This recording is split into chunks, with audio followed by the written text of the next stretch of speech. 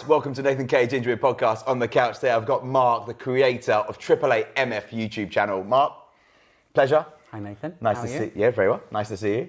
Pleasure. Thanks for coming down. Thanks for bringing your beautiful car. Where's your smoked salmon bagels? Later. You promised me breakfast. I've got you still water. Tell everyone it's a Sunday morning. It is a Sunday morning. Got me out of bed It's not early. Sunday, you're lying. It's lunchtime and you have to leave early because you've got things to do today, haven't you? Yeah. Mark, people want to know. I mean, you've got 6.5 million views on YouTube. That's incredible. Thanks. 7 million. 7 million views. How did you... Do you remember starting your YouTube channel and why did you start it? Do you want me to look at the camera or you? As you wish. I'll look at the camera. I started a YouTube channel because I love cars. And I've loved cars since I was 10 years old. My dad was in the car business and my grandfather was in the car business. And I used to get magazines at home at 10 years old and I'd open up these magazines looking at cars and I was obsessed with cars. And so obviously when I could buy a car, I was only obsessed with buying the best car. And it took me a while to be able to afford something nice. I had to build my way up, and obviously insurance is very expensive if you're young because you're going to have accidents when you're young. Yeah. I had accidents when I was young, lots of them. Back in 2009, I had this Porsche 911 Speedster. It was a 1989 big wide body. I don't know if you know the one. Big wide bodied at the back, turbo body. And awful car to drive, but it looked insane. Yeah. It was beautiful. And it was quite a rare car. It had a very low roof, and but it was horrible to drive. And I was like, I can't drive this every day. I have to buy another car. So I went out and I bought a Honda NSX, 2003, Long Beach blue. I didn't realize that was going to be a massive issue because the paint is a triple layer paint and it's done in Japan. And it's done with lead, the paint. Oh, wow. And over here, you're not allowed lead. So if you have an accident, they can't use the same paint, and it's 3 layers of paint. And I had an accident in it. It wasn't my fault. My mum actually reversed into my car inside the house. Yeah. So, but I bought this NSX, and I had the Porsche, and I had the NSX. So I had one modern car and one old classic. And I really loved having 2 cars, going into the garage and being able to choose between the 2. I hadn't had that up until that time. That was 2000 and I think that was 2008, 9, maybe 7. And after that, I actually just wanted to have lots of cars in the garage to choose from because what you realise is a lot of the time you see people with big car collections and you think, why do they need so many cars? Mm. The reason they need so many cars, they don't need them. It's nice to have lots of cars is because every car has a different characteristic. Yeah. And they're all different to drive. And it's really lovely to get into different cars and drive different cars. Mm-hmm. So when I could afford it, I bought another car and then I bought another car and then another car. And I bought these beautiful, beautiful Ferrari 360 Challenge Stradale in TDF Blue. It was one of 10 in the world. I had a 964 Speedster, which was one of 14 in the world, which I replaced with the older version because the new one had power steering.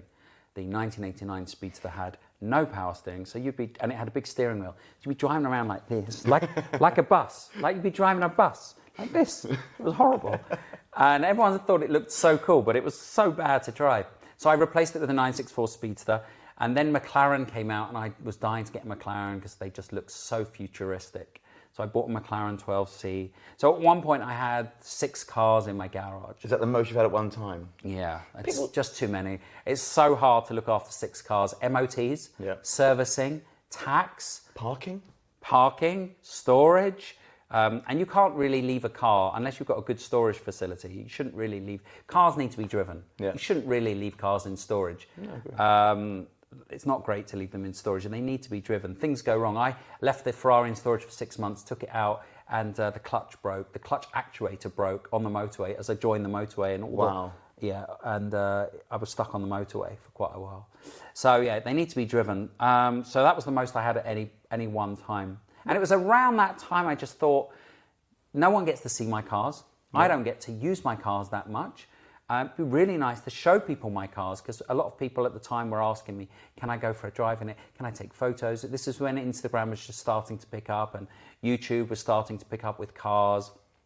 And one of the well-known Instagrammers, Sam, Seen Through Glass, loved 360 Chandralis, and he came round to my house, and I took him for a spin, and then he said, can I film with 2 of your Porsches?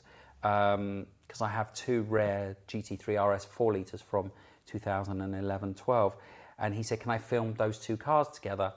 And so I went along, and I thought, well, why don't I do a YouTube video about him making the video? Good. It was a good idea in principle.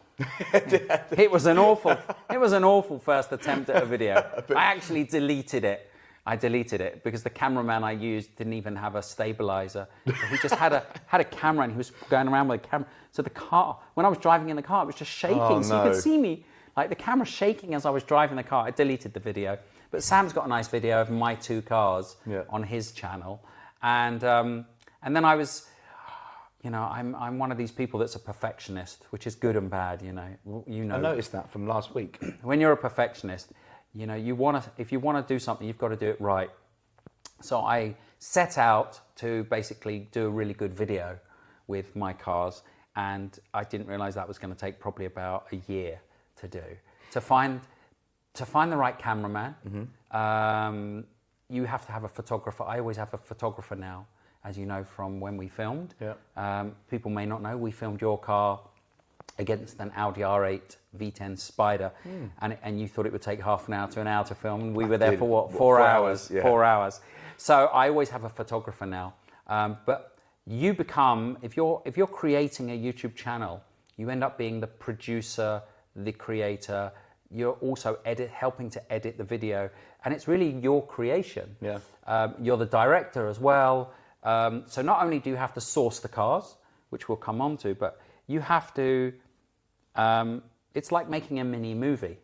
So at the end of the day, when you see that finished product, you want to be proud of that product. And obviously YouTube lasts forever. Once it's on YouTube, it's there forever. Yeah. So you want a product that's going to stand the test of time, just like a movie would. So yeah, it took me a while to perfect some good videos, and there's been some good and bad ones, and obviously the English weather doesn't help. No, of course. A lot of the times we've tried to film and it's windy, and obviously you can't film voice when it's really windy, even if you've got a microphone on. When it's very windy, it's very difficult to capture sound very well, and when it's raining, you can't really film in the rain because the cars don't really work very well in the rain, and water gets onto the lens. We don't have a massive film crew, where we can cover up all of the lenses if it's raining. We've been to a drag race before at Bruntingthorpe, and we've had a lineup, and I've had a Ferrari, an Audi, a McLaren, and we've had a flag girl, and she goes 3, 2, rain, and the McLaren had semi-slick tyres on it. Oh no! So he didn't go anywhere. No, I bet. He put his foot down. He didn't go anywhere. He couldn't even keep up. So you have lots of things like that. So it took me a while to perfect, the right content that I wanted to go onto YouTube. What's the hardest part now? So you've got your cameraman, you've got your photographer. What's the hardest part of what you do at the moment? What's the biggest challenge? The biggest challenge was getting to the point where I'm at now, where I've got my cameraman and photographer that we get on really well. So Jack, my photographer's been with me for 3 years, and Jay's been with me for over 2 years. So we know exactly what we need to do when we get to a shoot. Yeah. So the cameraman knows exactly what we want to film, and the photographer knows exactly what shots he needs to get the thumbnail. So that's the hardest part. Beyond that, sourcing the cars and coming up with material that you think people want to see is also a challenge. Yeah. But again, it's just like a movie. You could have Robert De Niro in a movie and it could still flop. Yeah. You don't know when you put out a video onto YouTube what's going to do well and what's not. No, I agree. So all you can do as a movie producer or as a creator of a YouTube channel is put out something that you think is going to do well, something you think is going to be interesting for other people, and try and do it to the best of your ability. So even if it's a bad content or not interesting content, if it's filmed well, people still want to see it. Yeah. So people are very much attracted to videos that have amazing editorial content, but sometimes the actual content itself isn't that interesting. When you first started, was it quite hard to sort of get that traction? Like, do you remember putting up a video first and thinking, oh, it's not getting too many views? Yeah. Yeah. You'd sit by the laptop going, 10 views, 20 views, 100 views, 1,000 views, and then it just stops. And you're like, why has that video only got 2,000 views and it's been up there for 2 weeks? And you'd like shake your head and scratch your head. And at some point, did you think, you know what, it's not going to work, it's not worth doing? Yes. Yes. What did that feel like? And then what encouraged you and what sort of kept you going to sort of, I'm going to do it again? Good question. I don't know the answer to that. Yes, I've definitely wanted to give up two or three times, yes. So the biggest reasons why I wanted to give up was because my cameraman let me down. Mm-hmm. So, you know, I had a cameraman who was really good, Tim Foster, and then he basically left the country. And I had another cameraman, Daniel, who basically went on to do other things. So when you have a relationship with a cameraman which is a really good relationship, and then they have to go on and do other things or move on to other jobs, it's quite challenging then to find someone else, because there's lots of cameramen around, but you've got to find someone that you have a rapport with. Sure. And someone who you get on with, and someone who's also... Yeah, and someone who's flexible as well, because obviously, you know, you never know when you're going to film. So you need to have someone that can be a little bit flexible in terms of their schedule. So that was a big challenge for me. So every time a cameraman said to me, look, I can't do this anymore and I'm moving on, I was like, oh, I'm going to give up. I could have done it myself, but I'm not very good with technology. I tried editing myself. I really didn't get on with it. And I could have done the, you know, hold the camera myself, but I never really wanted to do that kind of style. I wanted to differentiate myself from the other YouTubers who do hold their own phone and do their own editing. I wanted to do more of a movie production. You know, it comes across like that. Well, I was slightly older than most of the YouTubers. That's, you know, like a lot of the YouTubers were in their 20s, and when I started it, I was in my early 40s, and I just thought I want to do something a bit different, a bit more professional. And I put a little bit more money into it, and I wanted it to come across more of as a kind of like a mini Top Gear series. Has it cost you a lot of money to create your channel? I think it's been running now for about 2.5 years. Yeah, the first year cost me money. Yeah. And definitely trial and error, finding cameramen. You know, because you don't know a cameraman's good until you use him. Mm-hmm. Remember, the big part of a YouTube video is the editing, and you don't see the edit till the edit's finished. Yeah. You can be a part of that process, because now what I do is Jay will do a video, and he'll send me the draft. And then I'll say to him, look, add this, change this, add this. Didn't we film this? You missed this bit out. Let's add this. But a lot of the time now, because we've been working together for so long, the draft is, I don't really need to change a lot. Pretty much on point, Yeah, but because when we're filming it, I'm telling him, let's put this bit here, let's put this bit here. But when you have a new cameraman, he sends you the draft. If it's rubbish, you've then got to make that big decision. Yeah. You know, do you get rid of him? Do you not use the video, the content, or do you try and work through that? Yeah. And some of the time I've hired a cameraman, paid him, hired a runway. So, you know, a runway can cost you anywhere up. It can cost you up to £1,000, maybe more. But I've hired a runway, hired a cameraman, seen the video footage, and I've been, no, that's horrendous. I'm not putting that on my channel.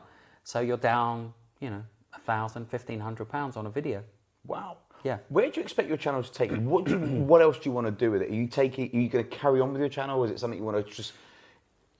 Where do you see it going? Another good question. Haven't really thought about it. So I had, no, I'm lying. I have thought about it. So for me, there was a 3-stage process for the YouTube channel. So the first part of the process, and I think this is really important for anyone starting a YouTube channel, because it's not easy. No, it's not. Right? Like a podcast. Yeah. Like, you know, right? It's very hard to get that initial traction. Really is. And it requires, like anything, it requires commitment and hard work, and sometimes a bit of money.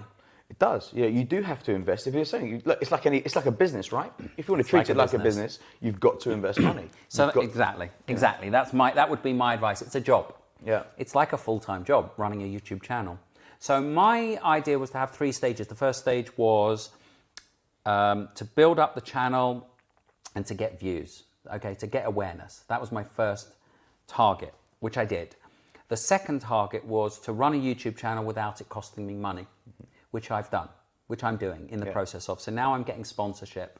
So as you see, like at the beginning of my videos, there's a sponsor. BOTB have been really good. You can buy a ticket and win a car every week from BOTB. Nice. And they're quite happy to sponsor videos so far. But it very much depends on the amount of people that watch the video and how many people they get to their site. So they have a link, and the link goes to their site. So they can see how many people are buying tickets from my channel. Yeah. And if it wasn't successful for them, they wouldn't sponsor the video.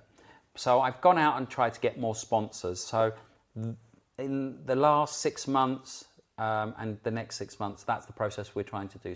Film everything basically without it costing me money. So that I have money to pay the cameraman, the photographer, and there's obviously some other stuff involved.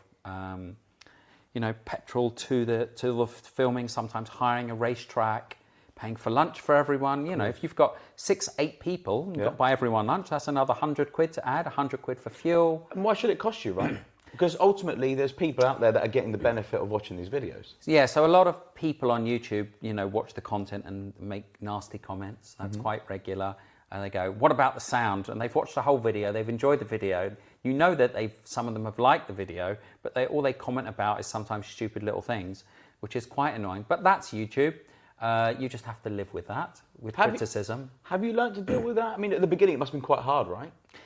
Yeah, it's very hard at the beginning because you're not used to that. You're not used to being in the public eye. If you're in the public eye, you're going to get haters. No matter what you do, no matter what industry. If you're in the public eye, you're going to get people that watch it and hate it, and you have to accept that. My rule of thumb for YouTube is if anyone swears, I delete their message and normally block them from the channel to make comments.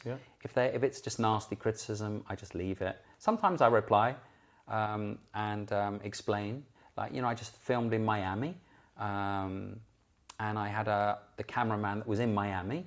I've never met him before, and the sound didn't come out brilliantly, and a lot of people commented on the sound. It was under a video of a 911 Speedster. I saw it, dark blue one. Yeah, it was beautiful, and I filmed this video in Miami, so I've taken a day out of my holiday in Miami to go and film this car, which was lovely, but it still takes a day out of my time, and I've spent literally maybe a whole week talking to the cameraman to edit the video with him to make it more my style and tell him what to add, and then you put the video live and then people go, the sound's terrible, and you're like, okay, fine, fair enough. So I let some of that go over my head.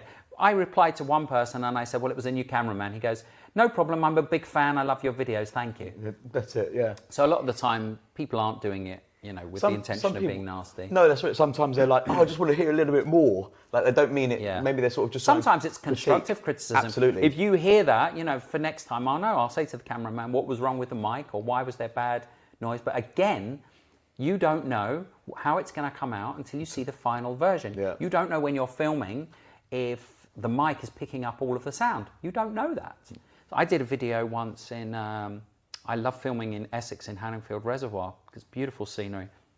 And everyone got to the location at 7 a.m, including Miss Emma Walsh, who's also a YouTuber. And she came down and at the end of filming, she did a video for her channel about what we were doing. So we were filming some Porsches. And after we finished my video, she got out the car and her microphone here, the cable had come out of the controller, the control box. And no sound. And there was no sound. So we had no video because it was me and her talking about the car. And she had to go. Everyone had to go. The guy with the car had to go, and there was no video. So everyone had gone down there for 7 o'clock in the morning. It's a long way from London. Yeah. Everyone had got up early, and there was no video. So that happens. That happens. It's happened here as well. There you go. That's part and parcel of it, right? You could film a whole podcast. You realise there's no sound, and you've got no podcast. That's why I've got 2 mics. So luckily enough, yours can get onto this and mine can get onto yours. Right. Well, we use 2 mics in a car, but my mic wouldn't pick up what Emma is saying in the car. It wouldn't pick it. It didn't pick it up. Do you get paranoid about that now? As in, like, do you double check? Yeah, of course we check. Like I said, you learn from your mistakes. It is like making a movie. Yeah. It really is. You've got to come up with the finances. You've got to come up with the actors and actresses. Yeah. You know, you've got to come up with the cars, the content, the location, the photographer. It's quite a big job to do properly. Yours is really hard. Because you've got all that to deal with. You've got the outside elements which you can't control. You've got other people which you can't dictate you must come here at a certain time. Because if they decide on the day, I don't want to come, what happened? That's happened. What you do? Cars have not turned up. Oh, I was How filming an F12 and 812, and we had everything planned. So, you know, the location, we had the cameraman, the photographer, the guy with the F12, and the guy with the 812 messaged me the night before and said, I can't make it. I'll come pick up your car. You don't need to make it. I'll come and pick your car. That's actually happened once. Has it? Yeah, so there was a lovely guy, Zen Car Driver on Instagram, who has a lovely collection of cars. He's got a McLaren Senna, an Aston Martin. He's got two Lamborghinis. Beautiful collection of cars. Lovely, lovely guy. And we were filming his McLaren 600 LT, which he'd just purchased. And I was at my sister's house, and it was a Saturday night. And it was 6 o'clock, and I messaged him, and I said, don't forget, 8:30 tomorrow morning, Hanningfield Reservoir. And he wrote back, I'm sorry I can't make it. Oh. And my heart sunk, because I was doing a review of 3 cars, a Lamborghini Performante, a McLaren 600 LT, and a Ferrari 488 GTB. It's on my YouTube channel. It's a lovely video, and I drove all 3 back to back. And the first video was going to be his car, a review of the McLaren 600 LT, and then I had the other cars coming to compare the McLaren to the Lamborghini and the Ferrari. And the next line was, my father-in-law has broken his hip, and if you break your hip, you have to have an operation immediately. And he's in hospital, and but you can come and pick up the car. And I was like, and I said, where do you live? And I looked at it, I was like, well, that's far, okay. I think it was like an hour and 20 minutes from my sister's house. Anyway, so I jumped in. I had a Lamborghini Performante Spider at the time, and he had a blue Performante Spider at the time, so that was quite cute. Yeah. So, as in, he trusted me to drive his McLaren. So I drove in my Lambo to his house on a Saturday night, picked up his McLaren, and drove away from his beautiful house. And I looked down at the instruments, and I saw 55 miles on the car. He'd given me a brand new car that he hadn't even driven yet. Crazy. Yeah, that was crazy. So I drove into town. I was too scared to park the car in town. Yeah. I was going for dinner on Saturday night in town. I was too scared to park. This was like this beautiful Vega blue McLaren 600 LT, brand new. Oh my God. And I'm like, I can't park it in town. I'm too scared. Can you imagine? So I parked it like 2 miles away from where I was going, got a cab into town, and then I had to park it in my garage at night. My garage is quite tight. So I was praying it would get in the garage, and it did. And then we drove it all the way to location, drove it all day long, and then I drove it back to him, and yeah, what a lovely guy. And since then, I've driven his Lamborghini, 2 of his Lamborghini. I did a video with his Aventador SVJ, and he actually said to me, I'm going to this car event at McLaren Technology Centre, organised by Cars and Coffee. I want to take my McLaren Senna. You take my Lamborghini Aventador SVJ. This is a £400,000 car. Wow. He said, just pick it up from HR Own Service Centre. Just pick it up. So HR Own Service Centre know me because I had a Lamborghini, which helped. And so I phoned them and I went to pick up the car. I think it was a Saturday or Sunday morning. And I met my photographer there and my cameraman. We did a video of it. And I drove his car to his house and then drove to McLaren and then drove back. And it was quite an interesting day, yeah. What cars have you felt where you've picked it up and been really nervous about driving them? The Aventador was SVJ. That one? That was the one. Yeah, it's very, very wide. You can't really see out of it. And in most Lamborghinis, you can't see out the back. So they look amazing, but if you look from the back, you can't really see anything. So they have cameras, but there's no real visibility. And the Aventador is quite a wide car. You would never be able to get through a 6'6". We know about 6'6". Yeah, so I came to meet Nathan today in my 911 GT3 RS, and there's 6'6" width restrictions all round Islington, and I was a little bit nervous. It's the protection. A little bit nervous. You couldn't get through a 6'6" and an Aventador. You wouldn't even try. I don't think I think it's wider than 6'6". That is insane. So that was probably the only car I've been nervous of driving. Yeah, I don't get really nervous driving. I'm fully insured to drive any car up to any value. Out of all the cars that you've done, all the reviews and all the videos that you've made, which video do you think stands out the most? Is there a video you think, I love that, that's a masterpiece of mine? Well, it's not a masterpiece of mine, but the cameraman and the editing. You know what I mean. Well, the most successful video so far has been a drag race that we filmed at Bruntingthorpe. It was a Christmas special 2 years ago, or a year and a half ago. And it was a year ago, last Christmas, not this last one, the year before. And we had 1.2 million views on that. Wow. Yeah. People are going to ask, and people would want to know, would that generate any income? Yes. Decent amount, or was you not going to... It's a decent amount if you already have a job. Okay. If you don't have a job, no. Okay. It's the rough income for YouTube at the moment, I think, is about $1,000 for 1 million views. Not a lot. It's not a lot. Not a lot. No, but the money that you get from putting a YouTube video together is the sponsorship. Yes. So that's where the money comes from. Brand deals, which I don't have any. If anyone's looking or listening, it's really the sponsorship. So like I said, I get sponsors now for videos. So the sponsorship can normally cover the cost of a video, and then you get the advertising revenue on top. But for me, it's never been about trying to make money. I always knew that it would take time to make money on YouTube. Yeah. So as I said, the first year was just to try and get good content and awareness. Second year was for it not to cost me money.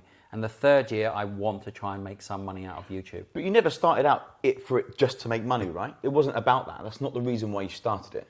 If you watch any successful people being interviewed, doing like what you're doing now, interviewing people to find out how they started, what drives them, you'll see that anyone successful in life never started anything for money. Yeah. Because if you don't do something for money, if you do something because you love it, it never feels like work, right? It never feels like work if you do something you love. And for me, YouTube just feels like fun.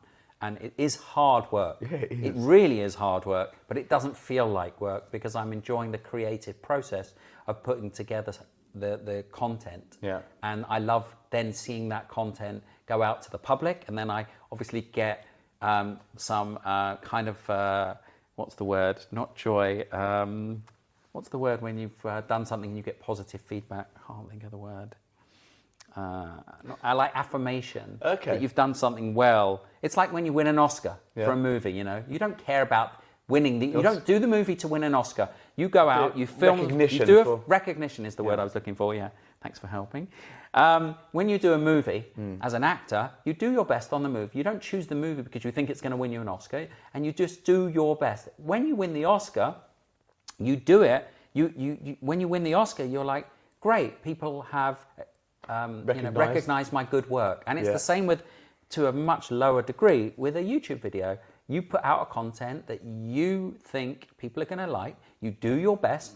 It goes out into the public domain. And if you get lots of views, you're like, okay, people have recognized it's good work. And so that's the only recognition you really get. Yeah. And obviously subscribers. So your subscriber base builds up if you do good videos. So today we hit 40,000 subscribers on YouTube. Mazel tov. Thank you, which isn't bad. It's not bad. It's not brilliant. You get, I think you get a YouTube star if you get 100,000 subscribers. So that's the target, 100,000 subscribers. But that's kind of a small recognition. When you start to build up your subscriber base, you realize people are looking forward to your content. That's probably the nicest thing about YouTube, when you get people coming up to you, or you hear that people are looking forward to the next video. And that was really good on my last trip to Miami. I got people coming up to me in the US, recognizing me and saying, we love your channel. And, you know, the US, believe it or not, is my biggest audience on YouTube. Wow. Yeah, it's 25% US. That's great. That's amazing. And the UK is only 12%. Yeah. Wow. Yeah. Well, the big car scene in the US and more people, I guess. Yeah, of course. So when I go to America, I get recognized even more than in the UK, which is quite weird. Oh, so I got two great stories about Florida. So the first one, I'm at a hotel in Miami, and my friend is leaving the hotel, and he said, "Can you watch my luggage?" I said, "Of course I can." He said, "I'm going to go and get the car." He's got a rental car, so he's driving to the airport. So I'm watching his luggage, and I'm standing in the lobby of the hotel, and in the corner of my eye, I see a 911 GT3 RS parked up in Viper Green, which is really rare. So I just leave his luggage. I run out to the car. Hope he's not watching this. And I get my camera and I'm taking a photo of this car. And the owner of the car comes over and goes, "AAA MF. I know you've got one of these." And I'm like taken back, right? I'm like, how does he know who I am? So that was the first time that happened in the States, and that was really weird. Nice feeling though, no? It was. It's a little bit weird when people recognise you in the street and you don't know who they are, and they come up to you and they just start talking to you. A lot Like of they people know just you. start, a lot of people start talking to you as if they just know you. Yeah. I guess that's the same with actors and actresses, right? I've done that myself. I saw the guy from Billions. What's his name? Ginger. Yeah. I love him. He's great. Ginger. Lives in Tufnell Park. Yeah, what's his name? Can't remember. I saw him where I live. Axel. Bobby Axel. Bobby Axelrod. I saw him where I live, and I just went up to him and said, "Photo! Can I have a photo? Can I have a selfie?" I did start talking to him after that, and he closed his eyes for the selfie. He went like that. So I've got a photo with him with his eyes closed. So that was the first time. The second time that really shocked me, which was the best, really, because I was in Miami over Christmas, and I was at a car show, and I was actually in a Dodge Viper that I'd been lent by a dealer, H. Greg Lux, lent me a car to go to a car show because we'd done some content with him that week, and I really got on well with the guy that runs it, Mark, and he said, "Do you want a car to take to this show?" I said, "Yeah." He goes, "What car do you want?"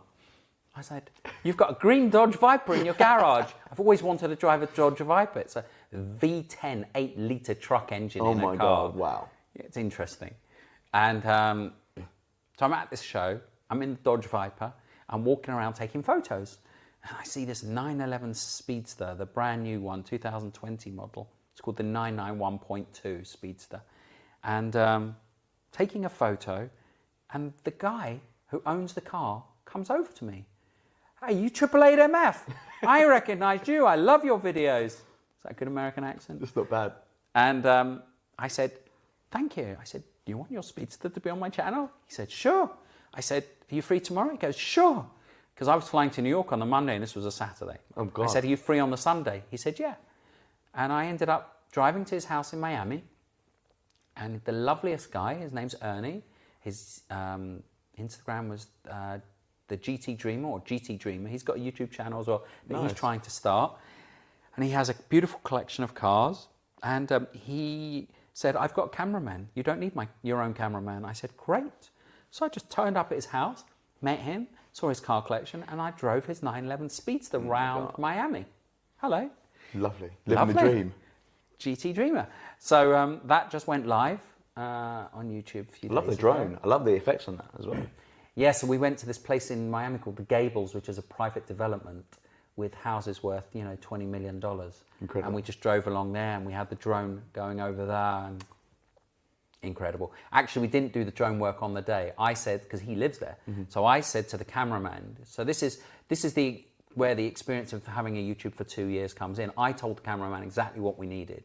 So I said, "Look, we haven't got drone, you've got a drone. Come back and do the drone another day, get some drone shots with the trees and come back and do some more B-roll shots." B-roll means beauty shots, right? B-roll means basically when you're filming from another car. So basic action shots of the car. So normally it's someone hanging out the back of the car, or if you've got a lot of money on a rig, like on the back of a truck, and they've got a big camera, and the car is driving along, and you're getting those action shots of the car driving. So there's static B-roll, which is when the car is stationary, you're going around the car with the camera, and then there's B-roll, which is when you're taking an action shot. So that's where all the great shots really come from. Yeah. And that's also a technique, learning how to drive the car for the B-roll shots. Yeah, of course. That must be really difficult. Well, you learned how to do that last Sunday. It's really hard, actually. It's not easy, especially for the first time. I'm just like, what am I doing? Just driving around. Well, the thing is, now when I'm doing the B-roll shots, and I'm driving the car, I know in my head what looks good on camera. Yeah. So I know that one of the best shots is when you go from a distance all the way up to the cameraman, and literally within half a metre of the cameraman leaning out the back of the car. Yeah.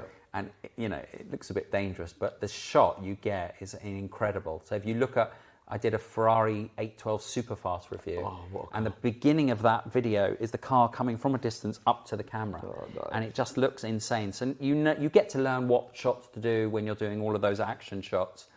So it takes time. Going away from cars, you love food, right? Tell me about your love for food. I love cooking. You love cooking? I love cooking. When did that start? 15. Wow, early. Maybe earlier. 12, I made egg mayonnaise at school. Egg mayonnaise? Egg mayonnaise. boil an egg, have to get it not hard, cut it down the middle, put mayonnaise on top, bit of paprika. Yeah. That's egg mayonnaise at school. Because you've got an Instagram for food as well, haven't you? Yes, so I wanted to go to catering college when I was 15 to learn how to cook. And my mum said, no way. She said, it's not a great life to stand up in a kitchen all day long and you're going to be working until 1 in the morning and it's not a great life as a chef. So I don't know why I listened to her, but I did listen to my mum. Never normally listen to my mum, but at that age I did. And so I didn't go into cooking. And I always had that passion for cooking. And again, it was a creative side of me that never really came out. Because it's very creative when you're cooking, just like a YouTube channel. Creating a video is very... creating a video, it's very creative. Yeah. You have to think about how to do it. It's very artistic. And I always wanted to do... create food. And again, what's nice about cooking is you get to see people's faces as soon as they've eaten. Yeah. So that's nice as well. You get immediate recognition, not like a YouTube video where you have to wait a week or 2 weeks and see if anyone watches it. With cooking, you invite people around to your house, you make them a meal, and you see what they say. If they just stay silent, they're not enjoying it. If they ask for seconds, they're enjoying it. That's the true test. You give them a small portion. And then they go, I want more. Is there more? Is there more? So I love that. And a lot of the time I get people saying to me when I have them round for dinner parties, how'd you make that? How did you make that? And again, that's kind of how the YouTube channel started because people used to ask me, what car shall I buy? What car shall I buy? Yeah. And it became, a daily thing. I'd get emails or phone calls, what shall I buy? What shall I buy? And I just thought, well, I want to help people and give people some knowledge from my experience of buying cars. And it was the same with the cooking, with the Instagram. I just set it up because people kept asking me for recipes. Yeah. So I thought, well, I'll do it on Instagram. It's easy. I'll cook something. I'll put a recipe. People can see the recipe, and that still happens. So every time I cook something, I try and put it on. Or if I go to a good restaurant, I like to share where I've been. It's not some of the food that you eat and what you cook is absolutely stunning. Like it's lovely food. Well, I like going out for dinner. If I'm not cooking myself, I like to go out. Yeah. I'd much prefer to cook myself than go out to most restaurants, though. Mm-hmm. So I choose good restaurants. They don't have to be expensive, but they have to be really good food. Otherwise, I don't want to pay money to go to a restaurant where it's not really good food. We'll go into some questions in a sec, just from other people, but there's one question that sticks out, which they've asked. Which car do you regret selling the most? Not financially, but emotionally. That's a very difficult one. I was driving through London in 2016 and a taxi driver pulled out of nowhere and went straight into the side of my Ferrari. And I had a Challenge Stradale. It was a 2004 model, tan leather interior, TDF blue. It was 10 in the world right-hand drives in that colour. Oh my God. It was written off. So that wasn't my choice to sell that car. In terms of cars I really enjoyed driving that I sold, probably the Honda NSX. I had a black one after the blue one, a 2005. Nice car. Very low they are, aren't they? Beautiful, yeah. It was the last of the 15 they ever made of the 2005 model, nice. NA2 it's called. So it was a naturally aspirated 3.2 litre V6. I regret selling that. It was a black car. I sold it for 57,000. It's probably now about 90 to 100. So it wasn't really, but it wasn't from a financial point of view. It was more from an emotional point of view. I wish I still had that car in the garage. I wish I had a lot of cars in my garage.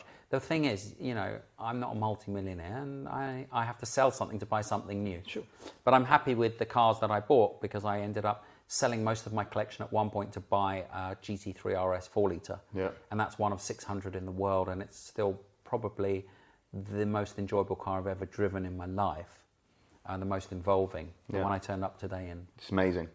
Yeah, so it's not the best car in the world. It's not the fastest car. It doesn't look the best, but it's got a manual gearbox, which is going to be a thing of the past. Yeah. So Lamborghini now don't make manuals. Ferrari don't make manuals. And so I think it's going to be a long-term collector's item. You've made money on cars as well, right? I have. Yeah, and I don't know many people that make money on cars. I've never made that. That's what a lot of my friends say, and that's why I used to get emails and calls all the time. Yeah. Because I used to make money on cars. So I started buying cars. I couldn't afford to buy a car back in 1998. I bought a home in 96 in Belsize Park, and I couldn't afford to buy a nice car. And I thought, well, what car can I buy that's not going to look like, a cheap car? Yeah. So I went to Germany and I bought a 2000, no, what year was it? 1990. I bought a 1990 BMW E30 M3. Nice. So they only made those in left-hand drive, and it was like square-looking BMW. And in Germany, it was looked on as like an old car, and in the UK, it was a classic car. So I had like that arbitrage there between old and classic. So I bought the car. I paid £8,500 for it in 1998. I drove it for a year. I spent £2,000 on it. So all in all, with the travel back, cost me about £10,500 after a year, and I sold it for 11. I thought, wow, I paid £500 driving the car I love. Yeah. Did it again, and I did it again. And then when I wanted to buy a nice Porsche, I bought a left-hand drive GT3, 1999 model. I lost money on that, but I had it for 3 years. Oh, okay. So that's kind of, I kind of saved myself from losing money on cars because I used to go to Germany and buy cars in Germany. It makes sense, right? Would you still do it now? But the car market's changed a lot. I bought a lot of cars, I told you, from 2008-9, I started buying cars. And that was the end of, that was like the financial depression. Yeah. And, car prices went up a lot from 2009 up to 2017 because of QE, and there was a lot of cheap money around, interest rates were low. But in 2017, the car market hit a peak. And so now it's not easy to make money on cars, and it's not easy to even not lose a lot of money on cars. Yeah. If you bought a car in 2010 and you sold it in 2015, you were going to make money if it was a nice car. But from 2017 and onwards, it's been a real challenge to hold on to anything that doesn't lose money. 100%. What was your dream car as a child? That's easy. Lamborghini Countach. Oh my God, that was an unbelievable car. I had a poster on my wall. So that was the one, just in case that's the one before the Diablo. Yes. Yeah, that's amazing. Oh, you know your cars. Yeah, I still love the What was the one after the Diablo? Murcielago? Very good. Murcielago. Murcielago. Yeah, that was, yes. So I had a framed photo of a Countach, and I think it had a silhouette of a woman. Of course it does. And it had a silhouette of the Countach, and it says, when luxury becomes necessity. I love that. And then when I could afford a Countach, I didn't buy one. Did you not? They're awful. Shit to drive. Kit cars. They're kit cars. Do you like kit cars? Just going off these questions, but do you like kit cars? No. No, okay, fine. What's been your toughest challenge? Even just as a human being, I don't think it's related to cars, but what's been your toughest challenge in life, do you reckon? Getting over an ex. Okay. How did you get over? I mean, there's always light at the end of the tunnel now, right? Oof, getting over an ex is the hardest thing I've ever had to deal with. But I like your honesty. How do you get over it? Time. Good healing, right? Well, there's a few tips. Yeah. Delete their number. Yeah. Don't see them. Another one. I fell into that trap because when you see them, you still have that hope that you're going to get back together, and you can't see them. No. So you have to erase them from your memory, and the only way to do that is time. But you can help that process by not seeing them, not calling them, delete their number, stop following them on Instagram, Facebook. Just have no contact. Out of mind? Not initially, but yeah, it helps the process. It helps, but that's been the hardest challenge. I like that. What's the first thing you do when you wake up in the morning? I pray. Genuinely, yeah. Yes. Nice. First time someone's I'm ever Jewish, said that. and I pray every day with tefillin. Amazing. Yeah. That grounds me. Yeah, I bet. That really grounds me. Yeah. Keeps you humble. You realise that there's more to life than money. Yeah. You realise that health is the only real important thing, which a lot of people don't realise until they get ill. Yes. And until you get ill, you don't realise how lucky you are to be healthy. 100%. So when I pray every day, it grounds me. I love that. Three key ingredients to success. So, like one of mine, I believe, is action. So I think one of my favourite phrases is basically the difference between most people that are successful and not is the ones that actually do something. Yes, so true. So a lot of people talk about doing something. So a lot of people I know, I'm going to start a YouTube channel. but they don't. Yeah. I'm going to start my own business, but I don't. So I think that I agree with you. Action. Yeah. Being proactive, doing something, not being scared to fail. Everyone fails. The second one is doing something you love. Yeah. If you do something you love, you don't mind doing 18 hours a day. Would you recommend them, so if they've got a job, would you recommend them doing the stuff that they love on the side to begin with and maybe seeing where that takes them? Everyone's circumstances are different. True. You know, everyone's been brought up in different financial circumstances. You know, some people are poor and they can't even afford to eat. Yep. Okay, so if you're in a position where you have to have an income to pay for your family or your girlfriend, your wife, your children, then obviously the risks are different and you have to take different actions. I would say to people that don't have any liabilities, if you're 21, 25, and you're living at home, just go do it. Do anything you want because you'll never get that opportunity again. Once you've got a mortgage wrapped around your neck, you are tied down. Yeah, you are. Absolutely. And I would, the one thing I would say is don't be scared to give up a job to follow your dreams. Yeah, it's true. Unless you've got financial burdens, real financial burdens. If you've got a home, you can rent it and live with your parents. I had to do that at some point.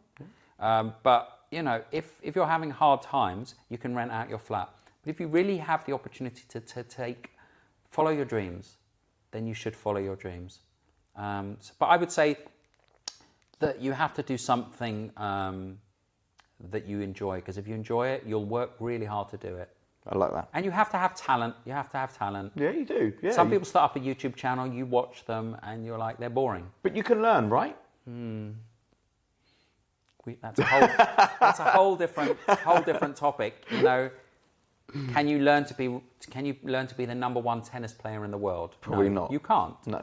You've got to have something about you. You could learn to be the 100th best tennis player in the world. Yeah. Yes, for sure. But I don't think you can learn to be the number one. You have to have talent. Yeah. And certain people have talent from a young age and it's spotted. And some people have talent that they haven't unleashed yet. Mm-hmm. You have to have a certain amount of talent to do anything, I believe. But you can have 5% talent and 95% hard work and graft. Or you can have 50% talent and hard work for 50%. Nigel Mansell is a great case for that. Nigel Mansell was not the best Formula One driver in the world. He couldn't get sponsorship. He remortgaged his house. Wow. Okay, to become an F1 driver. And look where he got. He was a grafter. When you saw him going through the F1 lane, he would graft his way through. And he wasn't as talented as Ayrton Senna. Ayrton Senna had natural talent. Yeah. Nigel Mansell worked hard for it, risked everything he had, and he became he won the world championship, and then drove for Ferrari. So you have to have a bit of talent. True. All right. So some quick fire questions before we wrap up. Ready? I'm ready. Ferrari or Lamborghini? Both. Starters, you mean to pick one? I can't pick one. Oh, BMW or Mercedes? Mercedes. Burger. Black Series. Mercedes Black Series. Okay. Burger or pizza? Burger. Favorite has to be really good meat. Okay, but you'll have a burger, yeah? Burger. Favorite takeaway? Chinese. Favorite car brand? This is going to be controversial, but McLaren. Ooh, okay. Because they're new, and they've just done something that no one else has done, and they've come so far in such a short period of time. 100%. I like that a lot. Yeah, they have. But there are pitfalls with that. But yes. McLaren. Yeah. Texting or talking? Voice messages. That's compromise. Let's go with... I use voice messages a lot because it's more personal than texting. Yeah, agreed. I mean, and you don't know how people are going to read the text, right? Where if they hear your voice, they like, oh. Okay. I think texting can be really misread. Yeah, absolutely. Always use a voice message because people can hear your voice and your intonation in your voice and the tone. Yeah, and if you're uncomfortable, just keep practicing. You'll get better at it. Or I love FaceTime. You just have to make sure the person on the other end isn't naked. Well, they don't have to answer, right? My mum FaceTimes me all the time. I'm like, Mum, I'm at a friend's house because I don't want to not answer my mum. Oh. So I always answer. And she goes, what are you doing? I'm at a friend's house. I'm in Miami. Oh, okay. Nice. All right. Would you rather be able to speak every language in the world or talk to animals? That's a serious question. Well, you got to pick one of them. It wasn't your question, was it? No. I love being able to speak different languages. I can speak basic French, I can speak basic Hebrew, and I'm really ashamed that I can't speak either fluently, so speaking languages. Just nice. Say a word in Spanish. Gracias. Gracias. What does a person need to be happy? They need more than one thing. The most important thing is health. Yeah. And I think good friends. Good friends can get you through terrible times. I like that. The last song you had on repeat. I can't admit that. It's got to come out now. No, It's a Nathan Cage European podcast exclusive. What is it? So there's a Greek musician called Yanni, Yanni, and he doesn't sing. It's just instrumental. He has some women singing over his concerts. I love his music. I find it very soothing. Nice. And he's got a song called Voyage, and I've been listening to that over and over again. If you listen to it on YouTube, you won't be able to stop. It's just incredible. Really? Yeah, Yanni. He's massively successful. Yeah. Massively successful. I'm going to get that now. Savoury or sweet? Sweet. I have a terrible sweet tooth. Good. Chocolate or is it chocolate I or go sweets? to the pancake place in Hampstead, the Creperie. I know, yeah, And I amazing. can't drive by without going there. People see it on my Instagram. Can you not? Really? I love it. What would you have? Butterscotch and cream with bananas. Okay, nice. I've not had that one yet. We can Do you go ever- out. We Yeah, can we go should today. do. Not maybe tonight. Yeah, call me later. What's been your most embarrassing moment? Ever? Yeah. Is there one that sticks out in your mind? You think, fuck me, like that's embarrassing. He's thinking, by the way. No, there's obviously been lots of embarrassing Yeah, there moments, probably but is. I can't. I think probably sending an email to the wrong person Oh, that's not nice. about someone. What? Like I forgot to. I think I sent an email about someone and I forgot to delete the person I was sending it about. Oh, bugger. Yeah, and I think they got it. Yeah, there's no way back from that. No, there's not. Guys, today we've had Mark, 888, MF, presenter, creator, on the couch. Thank Chef. you, Wannabe chef. Wannabe. If so, anyone's out there, you should meet up with my friend Chris. He's a great chef. He's here. He's there. Chris Baber. He works for M&S. Good guy. I just saw the video before I came. Oh, did you? Yeah, it was very interesting. He's a good guy. He did what he loved. Yes, he did. He followed his passion. And I actually wanted to say something about that because I watched that video. Yeah. And he said that he was offered a job to run a restaurant and he chose instead to be a TV chef. Yeah. And I, at the beginning, was told by lots of people to do YouTube, to use clickbait, okay, and to just use a camera and film with my own camera, with my own iPhone and use clickbait. And I decided against that. I followed my heart, my gut instinct, which was to do like mini movies and always keep it real and not use clickbait. Clickbait is when you put a title that doesn't really represent what you're filming. I crashed my car. Yeah. I nearly crashed my car. I don't use that. It takes longer to build up a channel, but I think the longevity is there. Yeah, do it organically, like properly. Yes, agreed. Guys, thanks for watching. Thanks for listening. All of Mark's details will be below for his channel, for his food, Instagram, everything. Thanks for you so watching, much. everyone. Thank you. Take care.